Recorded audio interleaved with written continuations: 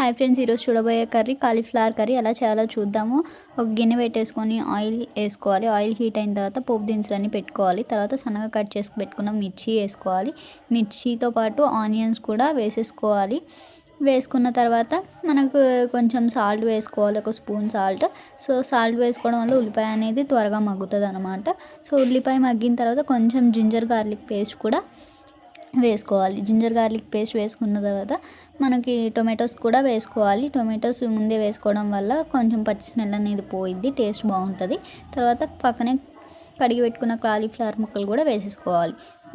తర్వాత కొంచెం పసుపు, కొంచెం కారం వేసుకోవాలి. మీకు రుచికి ఎంత అయితే అంత కారం కూడా వేసేసుకొని ఒక 10 నిమిషాలు అలా మగ్గబెట్టేసుకుంటే కర్రీ అనేది చక్కగా మగ్గుతుంది.